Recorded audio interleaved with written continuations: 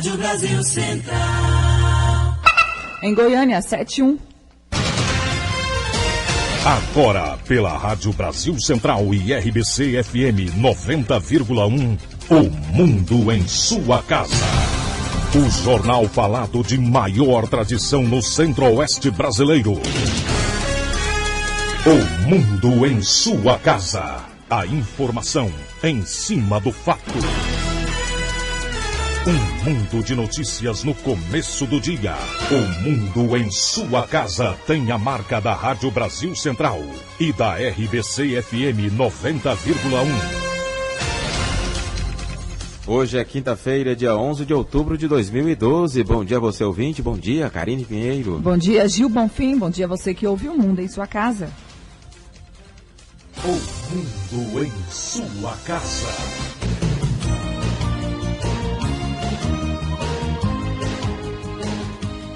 Confira os destaques do Mundo em sua casa de hoje. Demóstenes é suspenso do Ministério Público. Justiça Eleitoral afasta todos os vereadores de Itabuna, na Bahia. Copom reduz juros para 7,25% ao ano. STF elege Joaquim Barbosa como novo presidente. Obama diz que foi muito educado com Mitt Romney em debate. Haddad sai na frente em São Paulo. Americanos levam Nobel de Química. Dragão cai diante do Figueira e se afunda na lanterna do Brasileirão. Esses e outros assuntos a partir de agora aqui no Mundo em sua casa. Agora são 7h03. O Mundo em sua casa. Tempo e temperatura. A previsão do tempo para hoje em Goiânia é de céu parcialmente nublado a nublado, com pancadas de chuva e possíveis trovoadas isoladas, especialmente no período entre a tarde e a noite. A temperatura máxima pode chegar aos 33 graus. E a umidade relativa do ar fica entre 90% e 45%. Neste momento, os termômetros marcam 20 graus em Goiânia. O Mundo em sua casa.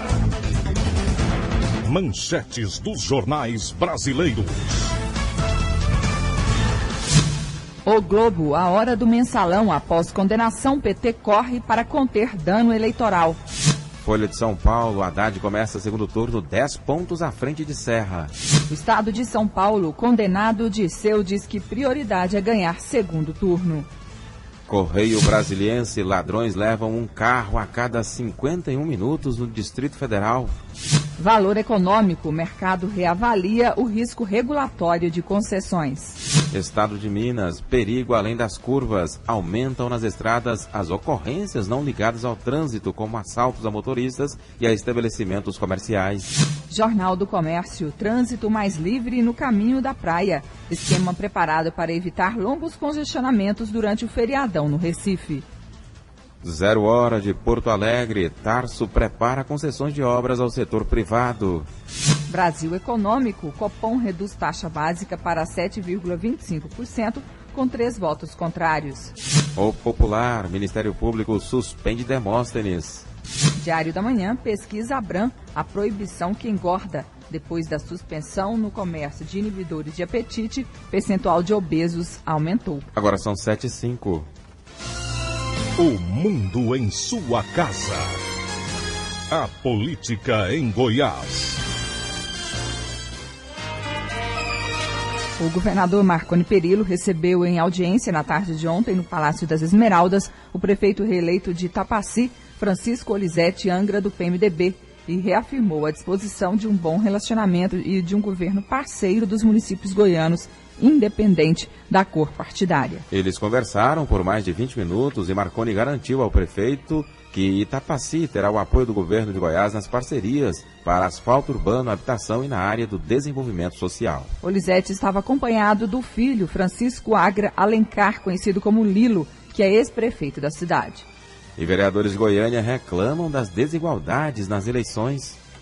3 dias após as eleições, a sessão na Câmara Municipal de Goiânia voltou a ser encerrada por falta de quórum nesta quarta-feira. Para o presidente da Casa, Irã Saraiva, o problema é cultural. Segundo ele, os vereadores precisam organizar suas agendas, deixando as manhãs livres para o plenário. O vereador tem que entender que no horário da sessão é importante que ele esteja, porque senão nós não conseguimos um mínimo de 12 para abrir a sessão. Foi o que aconteceu. Mas nós agora já sabemos que tem mais de 20 vereadores na casa. Isso é que nós temos que mudar este comportamento. O presidente Irã Saraiva comentou também os resultados das eleições. Ele se disse surpreso com a derrota de alguns dos atuais vereadores. A gente sabia que, de uma forma geral, elas aconteceriam. Surpresas de vereadores que atuam, né? E que muitas vezes deixou escapar que no seu bairro precisava trabalhar. Isso é no sentido de que a participação parlamentar e legislativa foi marcante, mas, no entanto, lá na base muitas vezes faltou. Com mais de 5.700 votos, o vereador Joãozinho Guimarães, do PRB, não conseguiu se reeleger, embora colegas de outros partidos com apenas 2.300 votos tenham conseguido o mandato. Segundo ele, o problema ocorreu por causa das coligações. Infelizmente, muitos ficaram só nos comitês, reclamando e pedindo e não trabalharam. E eu, graças a Deus, trabalhei com aquilo que eu tinha. Fiz uma campanha limpa, humilde, sem recurso financeiro, não comprei um voto, não dei um litro de gasolina para ninguém colocar um adesivo meu. Fiz uma campanha limpa, honesta e séria. Foi uma campanha de amigos que acreditaram sempre no meu trabalho e confiaram o voto à minha pessoa. Infelizmente, nosso partido não coligou com ninguém. No início, a gente estava fechado para a coligação com o PSC e o PRP, e na última hora, o Vanderlan pressionou o partido para lançar o Cimeis como candidato a prefeito, e aí rompeu essa coligação, e o partido não quis sair da base do prefeito Paulo Garcia. E aí nós saímos sozinhos. Outro vereador bem votado que ficará de fora da Câmara na próxima legislatura é Maurício Beraldo, do PSDB. Conhecido pelo trabalho nas áreas de habitação e meio ambiente, ele obteve mais de 3.000 votos, mas ficou apenas com a 4ª suplência. Heloísa Amaral para o Sistema Brasil Central de Rádio. 7-8. Especialista afirma que grande número de votos nulos ou em branco nessas eleições municipais não deve se repetir em 2014. Nas eleições de domingo passado, 7 de outubro, em Goiânia, dos 850 mil eleitores, 31%, ou 245 mil deles, votaram nulo, em branco ou simplesmente não foram votar. O professor de Direito Eleitoral, Alexandre Francisco Azevedo, viu vários motivos para o não do eleitor. A mobilização pelas redes sociais, a falta de opção nos candidatos, corrupção. Foi uma eleição atípica e que não vai se repetir em 2014, quando serão escolhidos deputados, governador, senador e presidente da República. 2014 ela já tende a ser uma eleição mais diferenciada, né? Porque nós temos agora a eleição municipal, os próprios eleitores veem ali como uma eleição pequena. E aqui em Goiânia especificamente, onde tivemos esse número muito grande de votos nulos, né? Essa questão do desencanto, 2 candidatos bem votados, os mais bem votados, né, com seus partidos ou sua base envolvidas em escândalos. Então isso leva a uma certa descrença. Em 2014 nós já vamos ter uma eleição diferenciada, porque ela abarca todo o estado, então já é um eleitorado de interior e de capital. A gente pega a eleição hoje, a votação no interior, ela não teve tanta abstenção, não teve tanto voto nulo, mas a eleição de Goiânia já teve. Então tende a diminuir essa grande votação nula, né, com as eleições de 2014, que é uma eleição maior e está ali envolvido uma questão também maior, uma política maior, né? Tanto em nível nacional como em nível regional, no caso a eleição estadual. No Brasil, o Tribunal Superior Eleitoral deixou de contabilizar 35 milhões de votos no resultado final das eleições municipais de domingo passado. O número representa 25% do total de eleitores brasileiros. Jânio Rodrigues para o Sistema Brasil Central de Rádio. E o eleitor que não compareceu às urnas deve justificar a ausência até o dia 7 de dezembro. De acordo com o Tribunal Regional Eleitoral, cerca de 130 mil pessoas deixaram de votar em Goiânia nas eleições do último dia 7 de outubro. O TRE alerta que elas têm 60 dias para justificar a ausência. Basta ir até um cartório eleitoral e solicitar a regularização, diferente da justificativa feita no dia da votação, quando o eleitor apenas preencheu um formulário com o número do título. Desta vez, o procedimento ainda deve ser aprovado pela Justiça, como explica o professor da Escola Judiciária do TRE, Leonardo Hernandes. A pessoa que não votou tem 2 opções. Ela pode, no prazo de 60 dias, requerer a justificativa eleitoral. Dirigir um formulário de justificativa eleitoral dirigido ao juiz eleitoral informando os motivos que impossibilitaram o eleitor de comparecer ao pleito. Caso o juiz eleitoral acolha esses motivos, a pessoa não será apenada e será isenta de qualquer multa. Caso o juiz não aceite, a pessoa ficará sujeita a uma multa de R$ 3,51, que pode ser recolhida nesse prazo de 60 dias. A pessoa que justificou no dia do pleito não precisa procurar o cartório eleitoral, que já vai estar automaticamente justificado. Leonardo Hernandes afirma que a pessoa que não se regularizar junto à Justiça Eleitoral está sujeita a outras penalidades. O primeiro obstáculo que nós temos da pessoa é a questão de renovação de matrícula em estabelecimento oficial de ensino. A pessoa pode ficar impedida de pegar empréstimos bancários em bancos oficiais, como o Banco do Brasil, a Caixa Econômica Federal. A pessoa não pode tirar o passaporte, que existe a plena quitação eleitoral. A pessoa pode vir a ter a suspensão do seu CPF, caso não regularize, e a pessoa também ela não poderá tirar ou renovar a sua carteira nacional de habilitação. Então é importante que a pessoa regularize a sua situação. A justificativa pode ser feita em qualquer cartório eleitoral. Em Goiânia, o procedimento também é realizado nos VaptVupts, onde há atendimento da Justiça Eleitoral, que são as unidades dos shoppings Buriti, Araguaia e Banana, além da Praça da Bíblia. Karine Pinheiro para o Sistema Brasil Central de Rádio. 7h12. O ex-senador Demóstenes Torres está afastado da função de procurador de justiça no Ministério Público de Goiás. A Corregedoria-Geral do órgão informou que a medida se deve à instauração do processo administrativo disciplinar para investigar a suposta ligação de Demóstenes com o esquema de exploração de jogos ilegais que seria comandado por Carlinhos Cachoeira, desarticulado em fevereiro deste ano pela Polícia Federal durante a Operação Monte Carlo. A Assembleia Legislativa elege nova mesa diretora que vai tomar posse dia 1º de fevereiro do ano que vem. Dos 41 deputados, apenas 2 não compareceram à sessão que elegeu a nova mesa diretora. Adriete Elias e Nery Fortunato, ambos do PMDB. O deputado Major Araújo do PRB, que havia lançado candidatura alternativa à presidência, refluiu e apoiou a chapa de consenso. A candidatura realmente não vingou, mas eu agradeço à imprensa que nos ajudou a refletir a casa. No entanto, eu acho que foi positiva o lançamento da candidatura no sentido de conseguir arrancar alguns compromissos do novo presidente. No final, a chapa foi eleita por unanimidade. A nova mesa é formada por Helder Valim, PSDB, presidente, Hélio de Souza, DEM, primeiro vice-presidente, Paulo César Martins, do PMDB, segundo vice-presidente, Frederico Nascimento, primeiro secretário, do PSD, Hildo do Candango, PTB, segundo secretário, Luiz César Moura, do PT, terceiro secretário, e Luiz do Carmo, PMDB, quarto secretário. Humberto Aidala, do PT, analisa a eleição de Valim. Na verdade, sempre a maior bancada indica. O presidente tem sido assim na história, né? Ele teve o apoio da bancada do governo, depois buscou o nosso apoio e a bancada do PMDB. Penso que a casa vai seguir em boas mãos.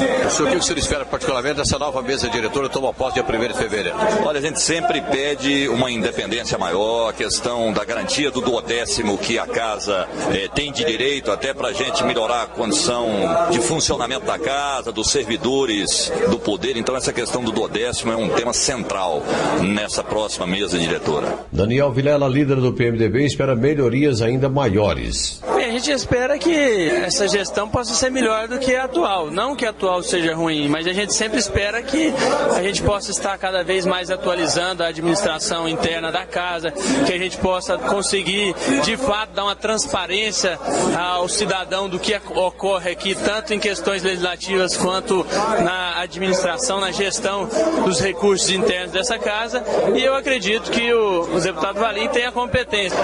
Entendemos que estaremos junto com o deputado Helder Valim, porque tem experiência, tem competência e é o candidato escolhido pela base do governo. Thales Barreto, do PTB, aposta na experiência do novo presidente. Com muita experiência, com muita dedicação, a casa vai ganhar muito com mais um mandato à frente dessa casa, com muito mais experiência, com compromissos importantes, e também uma mesa com o doutor Hélio como vice-presidente. Para nós é muito importante pela sua experiência, representando a minha região, o Vale de São Patrício, aqui na casa. E tenho certeza, com essa mesa, com essa postura, os 246 municípios estão muito bem representados aqui hoje na casa. Então, a satisfação, a nossa disposição é muito grande pelos princípios de seriedade, condução do Helder Valim. Eu tenho uma satisfação imensa estar do lado dele, conduzindo esses trabalhos, que eu tenho certeza 2 anos importantes que nós vamos ter em relação à Assembleia Legislativa e nessa 17ª legislatura. Libório Santos, Sistema Brasil Central de Rádio. 7h16. As creches de Trindade, que estavam com o serviço prejudicado após as demissões de funcionários comissionados ou com contratos temporários, voltaram a funcionar por iniciativa própria dos funcionários que decidiram fazer trabalho voluntário. Eles foram demitidos um dia após as eleições, depois do atual prefeito Ricardo Fortunato não ter conseguido se reeleger. O político teria alegado traição, segundo os funcionários. Ricardo Fortunato disse que não houve paralisação ou suspensão dos serviços públicos, mas apenas uma readequação. Segundo o prefeito, os servidores comissionados sabiam que os contratos venceriam no dia 30 de setembro e que a Câmara de Vereadores da cidade não aprovou verba para a prorrogação desses contratos. Ele garantiu que todos os serviços voltarão ao normal. Ele informou também que, para que o problema não se repita, vai pedir dinheiro extra à Câmara para conseguir administrar Trindade até o dia 31 de dezembro. Agora são 7h17. O mundo em sua casa. Política nacional. As eleições em São Paulo. De acordo com a pesquisa divulgada pelo Datafolha ontem, o candidato Fernando Haddad, do PT, está à frente no segundo turno, com 47% das intenções de voto. José Serra, do PSDB, ficou com 37% das intenções de votos.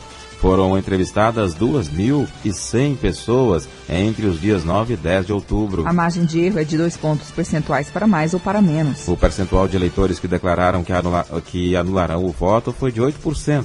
Brancos também somaram 8%, de acordo com o Datafolha. Nas eleições do último domingo, Tucano apareceu à frente do petista. Serra obteve 30,75% dos votos e Haddad 28,98%. A Justiça Eleitoral afastou por 90 dias todos os 13 vereadores de Itabuna, no sul da Bahia. Segundo o Ministério Público, os parlamentares são suspeitos de usar diárias irregularmente em fins de semana e em períodos de recesso. Policiais entregaram ontem a notificação. Os suplentes já assumiram o lugar dos vereadores que serão investigados. Entre os afastados da Câmara Municipal estão o prefeito eleito no último domingo e o vice. Eles negam a acusação e dizem que vão recorrer da decisão judicial. As eleições presidenciais nos Estados Unidos. O presidente americano Barack Obama admitiu que foi muito educado com o republicano Mitt Romney durante o primeiro debate dos candidatos à presidência. Obama prometeu ser mais duro no próximo confronto, marcado para a semana que vem. O desempenho dele na semana passada foi muito criticado pelos próprios companheiros do Partido Democrata. Com isso, Obama perdeu a liderança nas pesquisas de intenção de voto a menos de um mês das eleições. O Supremo Tribunal Federal concluiu o julgamento dos 10 réus do mensalão acusados de corrupção ativa. 8 foram condenados. Entre eles, os petistas José Dirceu, José Genuíno e Delúbio Soares. O ministro Celso de Mello lembrou que o Supremo Tribunal Federal não está condenando réus por serem figuras importantes da política, mas por causa das provas que existem contra eles. Citou o ex-ministro da Casa Civil José Dirceu e o ex-presidente do PT José Genuíno, que, segundo ele, não se limitaram a desenvolver atividades políticas nos encontros frequentes com líderes de outros partidos. Segundo Celso de Mello, houve um projeto criminoso de poder implementado pelas mais altas autoridades. E o ex-presidente do Partido dos Trabalhadores, José Genuíno, entrega cargo no governo após condenação.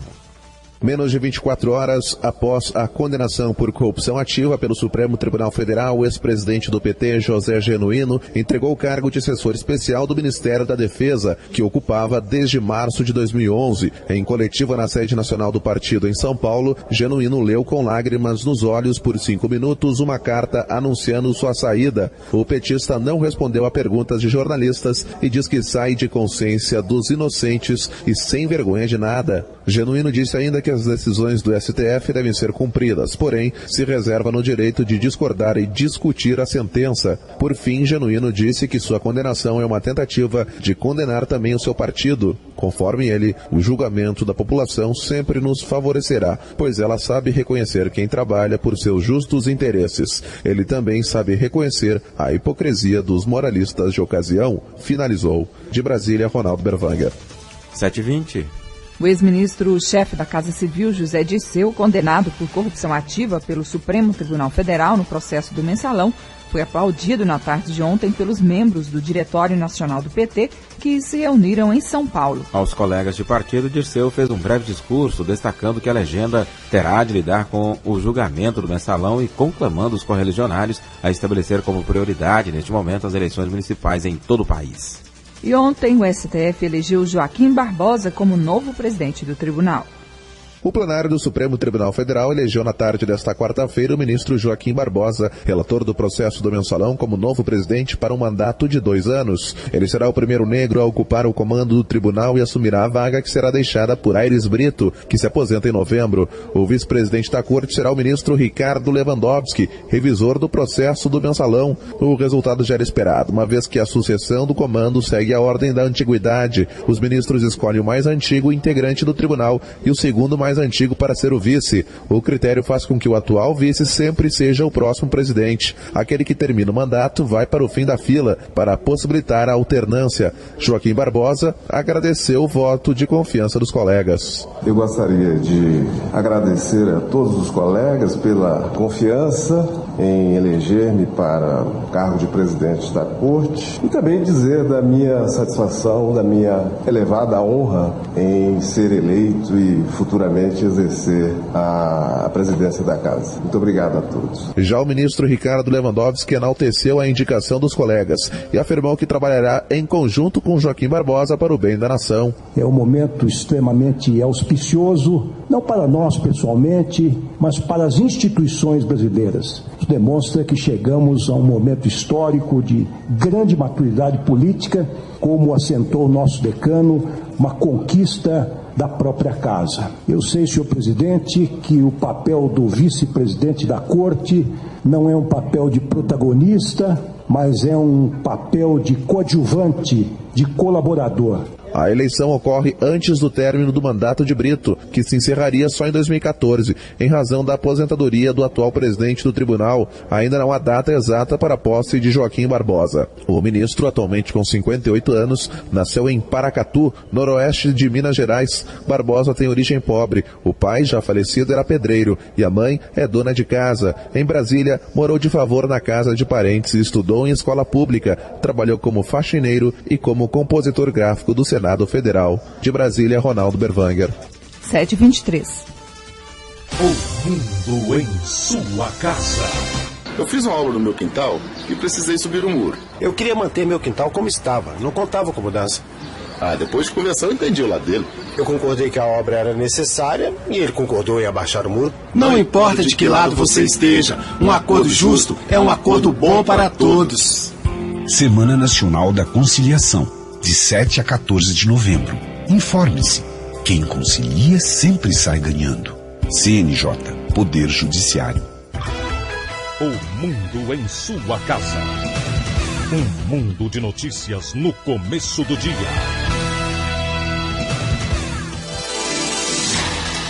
Vamos ao balanço das ocorrências nas rodovias com Libório Santos. Bom dia. Bom dia, ouvintes da Brasil Central. Tivemos 21 acidentes, 15 feridos e 5 mortos nas últimas 24 horas. E antes que eu me esqueça, é o seguinte: esse final de semana tem um feriadão aí prolongado. Amanhã, sexta-feira, dia de Nossa Senhora Aparecida, dia da criança, e muitas pessoas vão viajar. Portanto, o trânsito aumenta e desde já, alertamos os motoristas para que tenham muita prudência e respeitem a legislação. Bom, os 2 acidentes mais graves foram: saída de vista da BR-153, quilômetro 27 em Porangatu, Renault Clio placa HAX 0075 de Goiânia. 5 pessoas se encontravam nesse carro. 3 saíram feridas gravemente, 2 morreram, 2 crianças, Gemide Daniele Santos Silva, de apenas 5 anos de idade, e Jéssica Daniele Santos Silva, de 11 anos de idade. Colisão da BR-153, quilômetro 311, próximo a Rialma, Vale do São Patrício. Uma Nissan Frontier, placa NLL 2719 de Goiânia. O motorista seu gravemente ferido, o passageiro também. O segundo veículo, um Fiat Palio, placa NGS 0148 de Porangatu. 3 policiais militares se encontravam no interior desse carro, sargentos, aliás, eles fizeram um curso e iriam se formar exatamente no dia de hoje. Vítimas fatais: Valdemir Barbosa Ferreira, 38 anos, João Batista de Souza, 48 anos, e Valdeni Rodrigues de Lima, 42 anos. Libório Santos, Sistema Brasil, Central de Rádio. E com o objetivo de aumentar a segurança do tráfego nas rodovias e ajudar a prevenir a ocorrência de acidentes, a AGETOP proibiu a circulação de veículos pesados entre os dias 12 Amanhã, feriado de Nossa Senhora Aparecida, e 14, domingo, das 7 horas da manhã às 8 da noite. A proibição será em determinados trechos das rodovias goianas, onde o fluxo de veículos de passeio é mais intenso nos feriados prolongados. A PM também vai reforçar o policiamento nas rodovias goianas durante o feriado. O objetivo é reduzir o número de mortes. Polícia Militar vai intensificar a fiscalização nas rodovias goianas durante o feriado prolongado de 12 de outubro. 550 PMs reforçam o policiamento a partir de amanhã até segunda-feira. No último feriado, 7 de setembro, foram registrados 110 acidentes, com 82 feridos e 7 mortos. A PM emitiu 2.734 notificações de multas e apreendeu 37 CNHs. O comandante do Policiamento Rodoviário Estadual, Coronel Viveiros, espera reduzir estes números, principalmente o de mortes. Nossa maior preocupação é reduzir o número de acidentes aí, principalmente o número de vítimas, que tem sido considerado aí. Nós temos aí já um número muito grande de vítimas para esse ano e nós pretendemos conter isso. Então toda a atuação da PM é no intuito de reduzir essas vítimas de acidentes de trânsito. Além de embriaguez ao volante, o policial fala também de outras preocupações com os motoristas. Uma coisa que tem preocupado muito o rodoviário aí é a questão da imprudência, do desrespeito à sinalização. Nós temos visto aí muitos veículos com excesso de velocidade, ultrapassagem em local proibido, principalmente ultrapassagem pelo acostamento. Então nós vamos fazer uma ação repressiva, os policiais não ficarão nos postos, os policiais ficarão ao longo da rodovia, porque esse tipo de notificação ele não precisa de abordagem. Então nós vamos focar nesses eventos que podem causar acidente. Coronel Viveiros informa ainda que o motorista que for pego embriagado ao volante será conduzido à delegacia para registro de TCO, o veículo ficará recolhido e à disposição da Justiça. Wilton Vieira, para o Sistema Brasil Central de Rádio. 7h28. Um homem foi preso no conjunto Caiçara, em Goiânia, suspeito de arrombar por 3 vezes em um único mês a mesma escola municipal na região norte da cidade. Segundo a polícia, ele também responde por outros crimes. O suspeito era foragido da justiça. De acordo com a polícia, ele tem mandado de prisão em aberto e pelo menos 5 passagens policiais por roubo e furto, inclusive de veículo, em diferentes regiões da capital. Preso, o homem é acusado de matar amigo após discussão por dinheiro. A divisão no pagamento de uma conta de R$50 entre 5 amigos, segundo a polícia, foi o que motivou o assassinato do auxiliar de serviços gerais, Márcio José de Oliveira, de 32 anos, morto com mais de 40 facadas na madrugada de sábado, na rua Eduardo Muquidesse, na Vila Mariana, em Aparecida de Goiânia. Preso logo após o crime, Tarciel da Silva Soares, de 21 anos, que morava e trabalhava com a vítima, confessou o assassinato, mas disse que a discussão teve outra motivação. Relata o adjunto do Grupo de Investigações de Homicídios de Aparecida de Goiânia, delegado Fabrício Madruga. No local onde eles estavam, teria ido para o alojamento, teve que pagar o táxi. Teria ficado uma quantia de R$50, R$10 para cada pessoa. A vítima teria se negado a pagar a parte dele, dizendo que teria pagado muita cerveja no local onde ele estava e que o dinheiro teria acabado. O Tarciel teria pago a parte da vítima, mas disse que iria cobrá-lo de qualquer jeito. Já o Tarciel alega que, na verdade, a vítima, por estar muito embriagada, estava constantemente ofendendo a sua mãe. E isso que teria lhe motivado a fazer isso. Preso por força de um mandato de prisão preventiva, Tarciel, que não possuía passagem pela polícia, vai aguardar julgamento preso na casa de prisão provisória em Aparecida de Goiânia. Aulus Rincon, para o Sistema Brasil Central de Rádio. 7h29. O superintendente da Polícia Federal em Goiás, o delegado Joaquim Mesquita, vai assumir a Secretaria de Segurança Pública de Goiás no lugar de João Furtado Neto. Ontem, o governador Marconi Perillo entregou 30 motos para o Grupo de Intervenções Rápidas Ostensivas, o GIRO, da Polícia Militar. O governador Marconi Perillo participou da solenidade de entrega. Com o incremento, o grupo conta agora com 90 motos e 72 policiais. O comandante-geral da Polícia Militar do Estado de Goiás, Coronel Edson Costa, falou sobre a importância do GIRO, que é uma criação goiana. O GIRO, ele é uma criação do Estado de Goiás. Todos os estados do Brasil têm vindo buscar experiência aqui. Dada as dificuldades que o nosso trânsito está ficando mais complexo, nós precisamos de um tipo de viatura que tenha possibilidade de fazer com que o policial, a polícia, chegue no local local da ocorrência o mais rápido possível, né? O governador está reconhecendo esse trabalho, entregando 30 motocicletas potentes, né? E que dão condições para que nós possamos ainda melhorar mais ainda o nosso trabalho. O comandante do Giro, Nelson Prado, explica que os novos veículos dão tranquilidade para os soldados que podem focar no atendimento rápido que tem que prestar, sem se preocupar com as condições de conservação da moto. Não é segredo para ninguém que a existência do Giro é justamente por causa do trânsito caótico da capital. E o Estado, a Polícia Militar já entendeu há muito tempo que moto se combate com moto.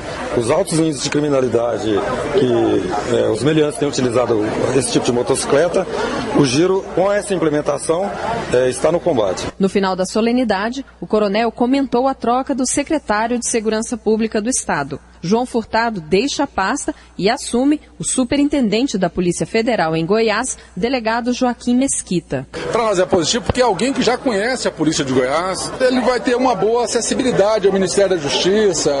Com certeza isso trará alguma facilidade para nós, para a viabilização de projetos. As nossas expectativas sempre são de melhorar as nossas condições, seja de efetivo, de melhores condições de equipamentos, né? Terá com certeza os corredores lá do Ministério da Justiça abertos para ele.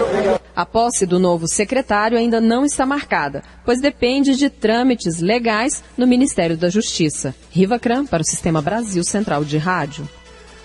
7h32. Termina hoje às 5h30 da tarde no Centro de Educação Profissional em Artes Basileu França a exposição a flores. As obras foram produzidas por alunos do curso técnico em artes visuais e de formação inicial e continuada do Centro de Artes. Hospital de Dermatologia Sanitária e Reabilitação Santa Marta inaugura Central de Curativos.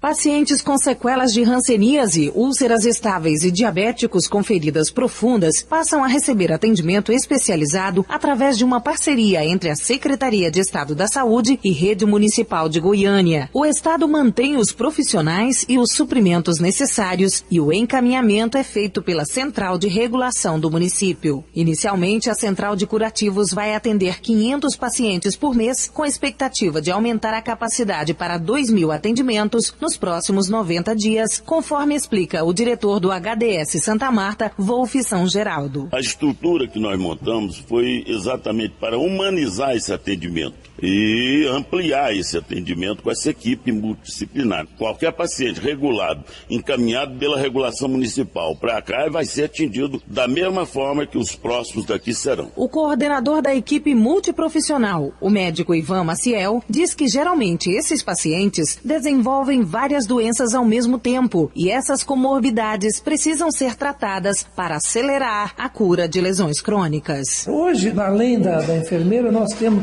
uma equipe que atende esse paciente que vai olhar a causalidade da ferida. Tem o pessoal da nutrição, que você tem perda de proteínas, tem perda de vitamina, tem o psicólogo para avaliar a autoestima do paciente e você tem as várias áreas mesmo na atenção médica, o vascular, o médico infectologista, o endocrinologista. Então nós temos uma equipe para olhar o paciente. E segunda coisa é trazer novas tecnologias mais evoluídas que permitam que um paciente tenha uma cura mais rápida de tempo menor com a ferida. O residencial Santa Marta soma hoje 400 moradores, dos quais cerca de 150 necessitam de curativos específicos. Márcia Alves para o Sistema Brasil Central de Rádio. 7h34. A Organização Mundial de Saúde aponta a obesidade como um dos maiores problemas de saúde pública do mundo, por acometer 1 bilhão de pessoas. No Brasil, 44% da população adulta brasileira tem peso acima do desejável. O índice entre as mulheres é de 13% e entre os homens e crianças, 7%. Para saber mais sobre os males da obesidade, vamos conversar agora com o gastrocirurgião Leonardo Porto Serba. Bom dia. Bom dia a todos. É uma satisfação falar com vocês. Como que o senhor avalia o quadro de obesidade hoje no Brasil? Olha, então, um problema muito sério.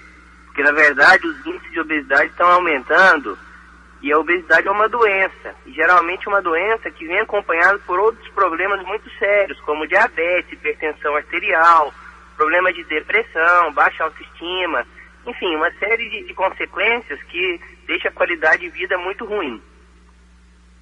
E como prevenir e diagnosticar a obesidade?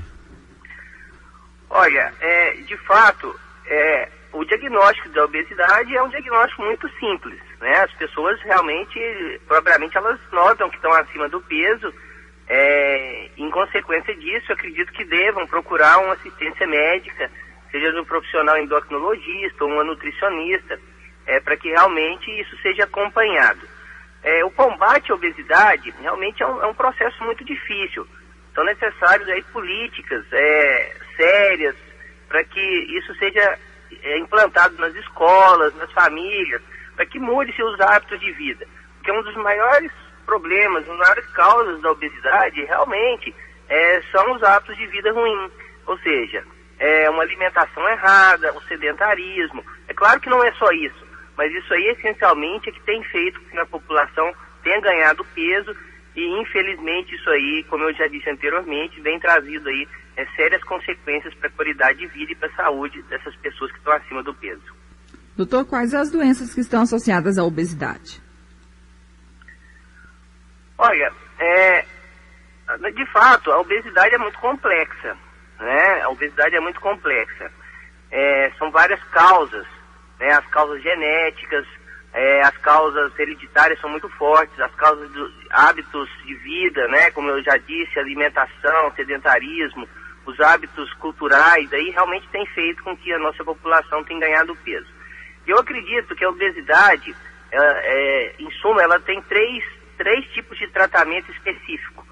É o tratamento clínico, que são o uso das medicações. Infelizmente, existe uma restrição muito grande por conta da Anvisa, né? Existe um outro método, que é o balão, que é um método não cirúrgico e que tem tomado grande proporção hoje, apesar de ser um método paliativo.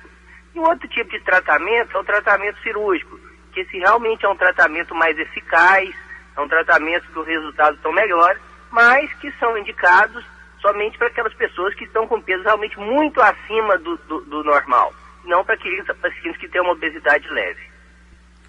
Doutor, há programas de combate à obesidade na rede pública de saúde e esses programas são eficazes? Olha, aqui em Goiânia, no estado de Goiás, existem alguns programas sim na rede de saúde. Infelizmente esses programas andam aí a passo de tartaruga, né? São programas lentos. Infelizmente hoje em Goiás ainda não existe nenhum hospital credenciado pelo SUS para que se faça a cirurgia de obesidade, apesar de toda a luta do Hospital Geral de Goiânia, do Hospital das Clínicas, mas ainda não houve esse credenciamento. Então assim, é uma luta para que esses programas sejam mais efetivos, mas infelizmente ainda não consegue aí abordar a população que precisa. As filas são grandes, os programas, existem inúmeras, milhares de pessoas que não conseguem realmente efetivar e chegar ao tratamento cirúrgico, que é o objetivo principal desses programas. Leonardo Porto Seba, que é gastrocirurgião, obrigado pela entrevista aqui ao Mundo em Sua Casa, um bom dia. Bom dia, eu que agradeço a oportunidade e alertar que a obesidade é uma doença e que o melhor remédio para essa doença é a prevenção.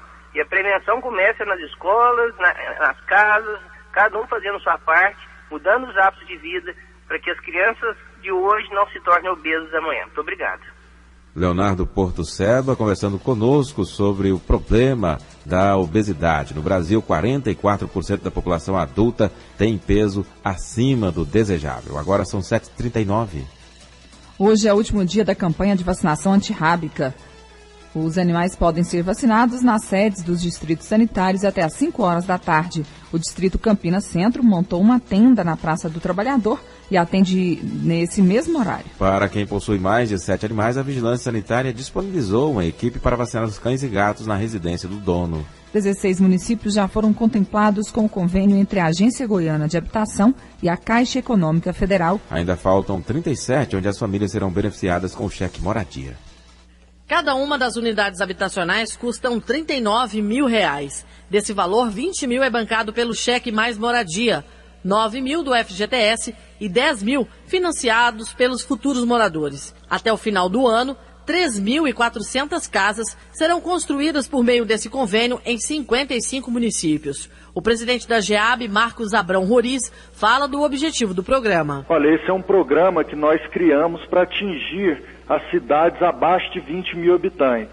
O município entra com o terreno, o Estado entra com cheque mais moradia no valor de R$20 mil, a gente capta mais R$9 mil do FGTS e constrói as casas. O presidente da GEAB explica ainda quem são os contemplados. Famílias que moram pelo menos 2 anos no município, que nunca tenham tido qualquer benefício na área habitacional, que mostre vínculo família constituída e ganhem de 0 a 3 salários mínimos de renda. Yara Galvão para o Sistema Brasil Central de Rádio.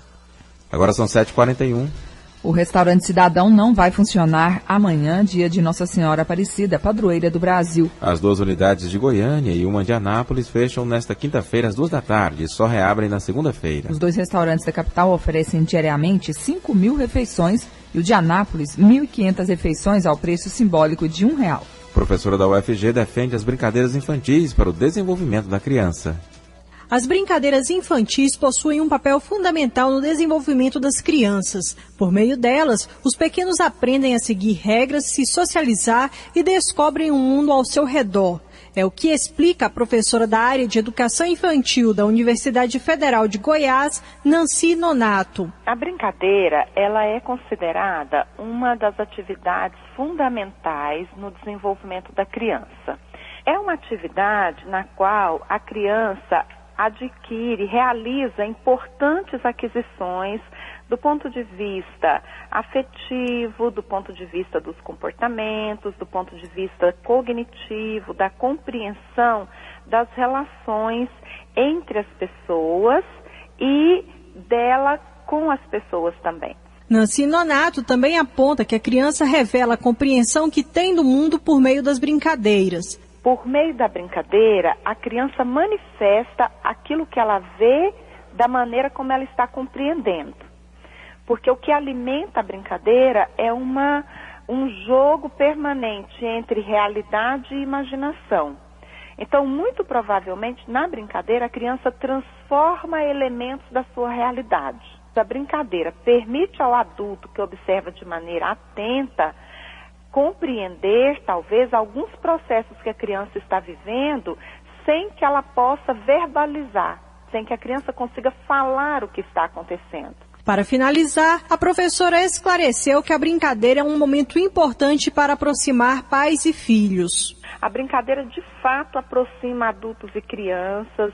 É um momento em que o convívio pode se tornar mais aberto, talvez mais alegre, não é? Porque para a criança brincar é muito importante. E brincar com pessoas que são significativas na sua vida é ainda mais importante. Então que os pais, sempre que possível, que participem da brincadeira com as suas crianças, com seus filhos, que criem algumas situações, mesmo que não sejam demoradas o dia todo, porque cria laços afetivos. Para alcançar todos os benefícios proporcionados pelas brincadeiras, é importante que a criança tenha um tempo livre, sem atividades agendadas, no qual possa escolher o que fazer. Lorena Borges, para o Sistema Brasil Central de Rádio. 7h44. Mercado da beleza exige profissionais cada vez mais qualificados.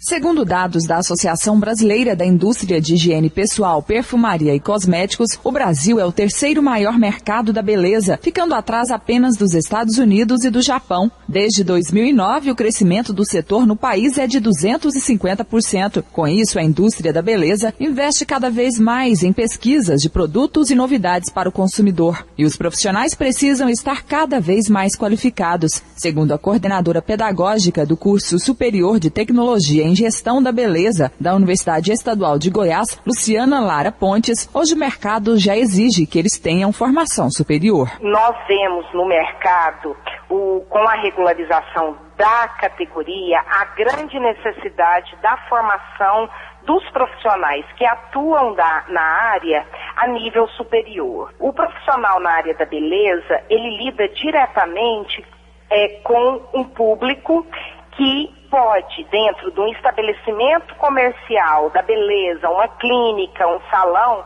ser contaminado, trazer algum dano para a sua saúde. Então, com isso, a categoria entendeu e entende da necessidade de se formar a curso superior. O primeiro curso superior em Gestão da Beleza em Goiás foi criado em 2006. 8 turmas já se formaram nos últimos 6 anos na UEG. Karine Pinheiro para o Sistema Brasil Central de Rádio. Agora são 7h45. A seguir, as notícias do esporte com José Calazans. O mundo em sua casa. Se a sua empresa busca reconhecimento, anuncie em uma emissora de credibilidade. Rádio Brasil Central 1270, AM, ondas curtas e tropicais. A certeza de resultado. Qualidade com alcance em todo o território nacional. Ligue 3201-7686. Rádio Brasil Central, comunicando com o mundo. O mundo em sua casa. O jornal falado de maior tradição no Centro-Oeste brasileiro.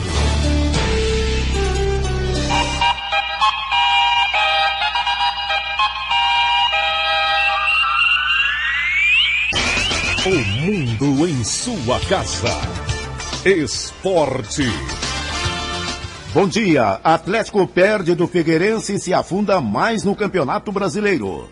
Foi a 17ª derrota neste Campeonato Brasileiro. Ontem à noite o Atlético voltou a perder diante do Figueirense 3-1 no estádio Orlando Scarpelli em Florianópolis. O time que conquistou empate ainda no primeiro tempo, depois de sair perdendo com o jogador Aloísio. Diego Giaretta empatou, mas veio o segundo gol, o do Figueirense, através do Rony. E depois, no segundo tempo, o terceiro gol, 3-1. O Atlético volta a campo sábado diante do Internacional no estádio Serra Dourada. Arthur Neto poderá contar com 3 jogadores que não participaram da derrota de ontem. O atacante Ricardo Bueno, o zagueiro Gustavo e o lateral esquerdo Heron. Pituca recebeu o terceiro cartão amarelo e fica fora desse jogo contra o Inter. Eric Maravilha, para o Sistema Brasil Central de Rádio. Além de Figueirense 3, Atlético 1, a 29ª rodada da Série A teve estas partidas ontem. Ponte Preta 2, Náutico 1, Cruzeiro 2, Portuguesa 0, Santos 2, Botafogo 0, São Paulo 2, Vasco da Gama 0, Internacional, adversário do Atlético domingo, às 18h30 no Serra Dourada 3, Atlético Mineiro 0. Corinthians 3, Flamengo 2 e Fluminense 2, Bahia 0. Com os 3 pontos de Salvador, o Fluminense se isolou ainda mais na liderança do Brasileiro. O tricolor tem agora 65 pontos contra 59 do Atlético Mineiro, que é o segundo. Uma diferença de 9 pontos a favor do time carioca. Hoje a rodada fica completa com mais 2 jogos. Sport e Grêmio no Recife e Palmeiras e Coritiba no Pacaembu, ambos começando às 21 horas. A CBF confirmou o adversário do último amistoso da seleção brasileira neste ano. Como já era esperado, a equipe de Mano Menezes enfrentará a Colômbia em partida que será disputada no dia 14 de novembro em New Jersey, nos Estados Unidos. Antes, no entanto, a seleção brasileira tem outros 2 amistosos. Hoje enfrenta o Iraque em Malmö, na Suécia, às 3h30 da tarde. Já na terça-feira que vem, às 9h10 da manhã, o adversário será o Japão. A partida acontece na Polônia. Goiás ainda se preocupa com a possível perda de mando de campo.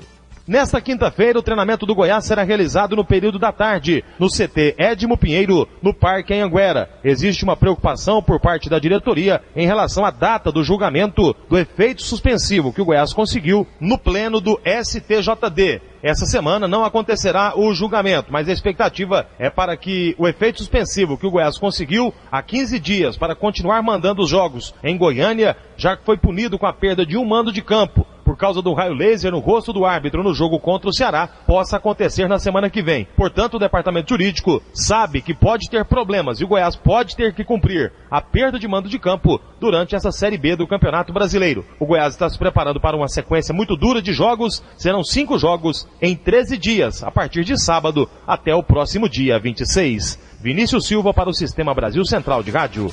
O Sampaio Correia do Maranhão garantiu uma vaga na final do Campeonato Brasileiro da Série D, após vencer o Baraunas do Rio Grande do Norte por 1-0 no estádio Castelão, em São Luís. Agora o time maranhense disputa o título da competição contra o Craque de Catalão, que eliminou o Mojimirim. Mas o Craque terá outro obstáculo, além do Sampaio Correia, para a decisão: conseguir a liberação do estádio Genervino da Fonseca.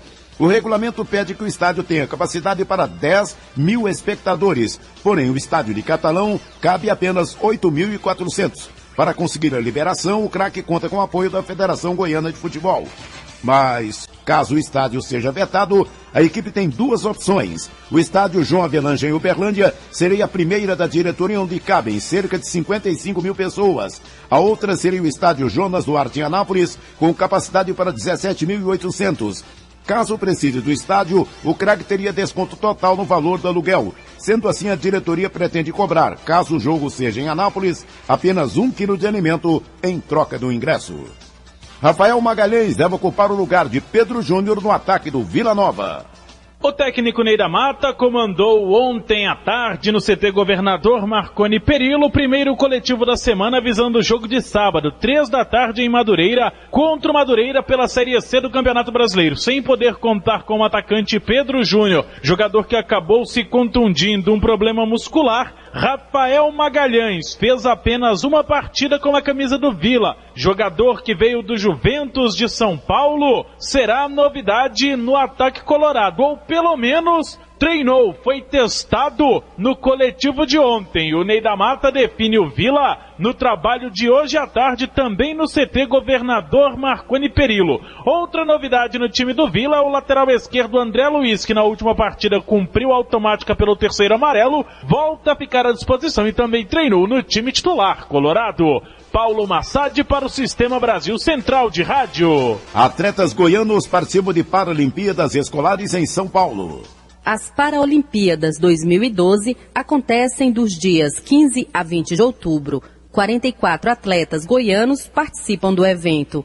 Os competidores têm idade entre 12 e 19 anos. São matriculados na rede escolar do ensino fundamental, médio ou especial e têm deficiência física, visual ou intelectual. De acordo com o coordenador da Gerência de Programas Especiais da Agência Goiana de Esporte e Lazer, João Turíbio, o evento vai reunir cerca de 2.000 pessoas de 24 estados e do Distrito Federal. É um evento nacional organizado pelo Comitê Paralímpico Brasileiro, que tem como objetivo o desenvolvimento do desporto paralímpico escolar, da mesma forma que a detecção de talentos esportivos que futuramente comporão a seleção brasileira nas diferentes modalidades paralímpicas, que esse ano nós conseguimos atingir 44 atletas, que vão participar em diferentes modalidades, entre elas o atletismo, a natação, futebol de 5, vôlei sentado, o tênis de mesa em cadeira de rodas e o tênis de mesa adaptado. João Turíbio avisa aos municípios que a Agência Goiana de Esporte e Lazer está com espaço aberto para estudantes portadores de necessidades especiais. Escolas ou professores de educação física que tem um aluno com deficiência na sua escola, seja em qualquer parte do estado, que nos procure. O ano que vem a gente ampliar mais esse número ainda, sair de 44 atletas para talvez levar mais de 100 atletas. A partir das 10h30 de hoje, a AGEL vai entregar os uniformes aos atletas que embarcam neste domingo. Patrícia Almeida para o Sistema Brasil Central de Rádio. Às 7h52 do esporte é o que há. Obrigado, José Calazans. O mundo em sua casa. Mesmo quando não está chovendo, o mosquito da dengue continua transmitindo a doença. Então faça chuva ou faça sol, o combate não pode parar. Toda semana tire 10 minutos para fazer a sua parte. Elimine a água parada, deixe caixa d'água bem tampada e nada de garrafas ou pneus dando sopa para o mosquito. Se você ficar parado, o tempo pode ficar feio, porque a dengue mata. Secretaria de Saúde, SUS e Governo de Goiás. O mundo em sua casa. A informação em cima do fato. O Comitê de Política Monetária do Banco Central reduziu em 0,25 ponto percentual a taxa básica de juros da economia brasileira. A decisão não foi unânime. 3 dos 8 diretores do Banco Central votaram pela manutenção da Selic. A taxa passa agora para 7,25% ao ano. Foi a 10ª queda seguida dos juros. Comércio é o segmento que mais emprega mão de obra infanto-juvenil irregularmente em Goiás. A legislação brasileira veda o emprego de adolescentes menores de 16 anos de idade. A exceção é para aqueles acima dos 14 anos, na condição de aprendizes e com carteira de trabalho assinada. Em Goiás, nos 8 meses deste ano, a fiscalização da Superintendência do Trabalho e Emprego encontrou irregularmente empregados 42 adolescentes na indústria 26 em hotéis, restaurantes e 213 no comércio. Até mesmo no âmbito familiar é ilegal. Para o superintendente do trabalho, Eberson Alcântara. Se ele tiver menos de 16 anos, esteja em situação laboral, ele também estará irregular, mesmo que trabalhando na condição familiar. O que os auditores, certo, em regra, têm feito será instruir a família para procurar outras formas de assistência governamental, certo? Seja com programa de erradicação do trabalho infantil, seja com Bolsa Família dando apoio a esse grupo familiar, para que ela não coloque a sua criança e seu adolescente na condição de trabalhador irregular. É isso que não é possível que ocorra no Brasil. Mas culturalmente nós entendemos que quando o adolescente ajuda a família na atividade profissional, está formando o caráter dele. Isso é correto? O trabalhar, certo, poderia até contribuir com isso. Mas os outros fatores prejudiciais do ponto de vista físico, do ponto de vista psicológico, que vão influenciar negativamente aquela criança que está em formação, que ainda tem uma fase lúdica, que ainda está se preparando para enfrentar o mundo, pode causar nessa criança um prejuízo irreparável para a sua vida futura, ele estando obrigado a trabalhar muito cedo. Portanto, mesmo no seio familiar, a busca de outras atividades, para que, em especial o estudo, para que o jovem possa se inserir futuramente, ter a sua formação adequada, é o que preconiza a legislação brasileira e é o que deve ser cumprido. Entre janeiro de 2007 e agosto de 2012, a fiscalização federal afastou 1.475 crianças e adolescentes do trabalho irregular em Goiás, com multa para o empregador. Jânio Rodrigues para o Sistema Brasil Central de Rádio. E o número de trabalhadores na indústria no mês de agosto caiu 0,1% na comparação com julho. Em relação ao mesmo mês do ano passado, a retração foi de 2%. O valor da folha de pagamento, que é o gasto das empresas com salários, cresceu 2,2%. Postos de trabalho temporários no comércio para o fim do ano são uma oportunidade para quem quer conquistar o primeiro emprego.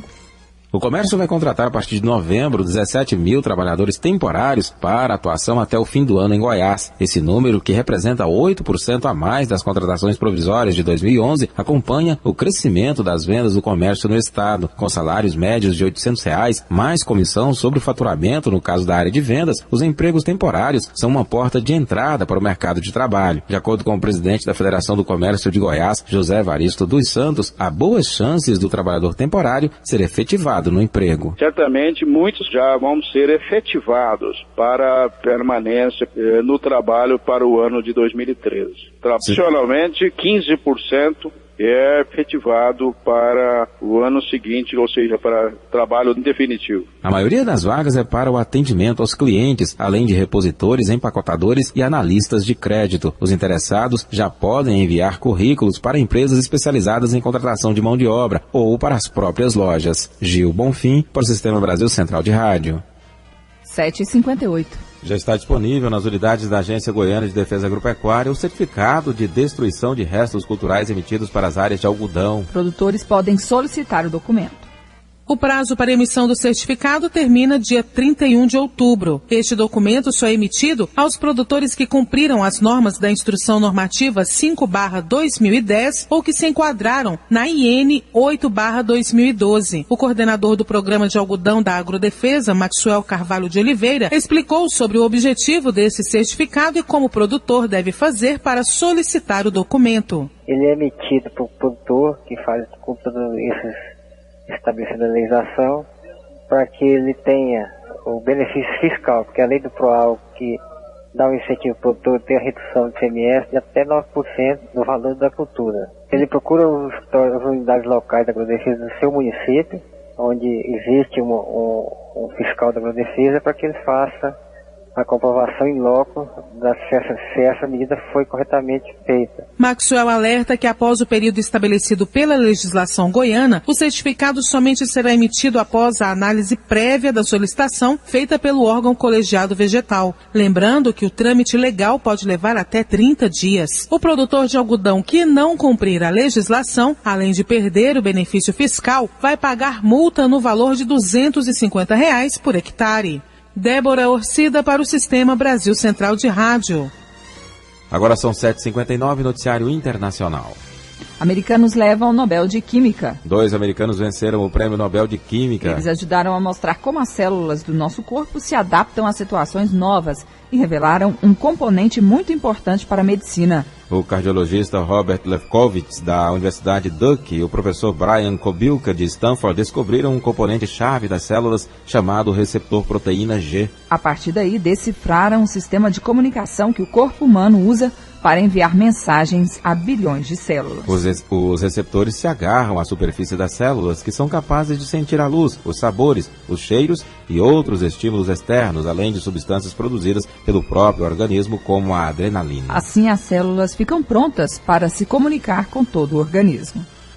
Pontualmente 8 horas em Goiânia, termina aqui mais uma edição de O Mundo em Sua Casa, que teve a apresentação de Karine Pinheiro e Gil Bonfim. Redação e edição, Adam Mendes, Antônio Correia e Marcelo Cabral. Direção de estúdio, Luzane Gomes. Chefes de reportagens, Ione Chagas e Almir Costa. Operação de áudio, Altair José.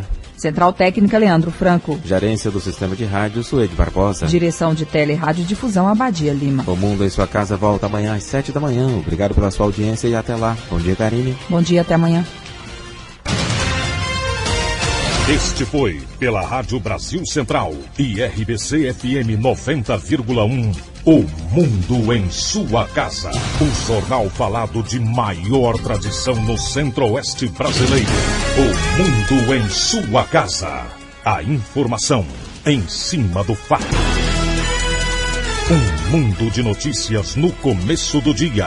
O Mundo em Sua Casa voltará sempre com a marca da Rádio Brasil Central e da RBC FM 90,1.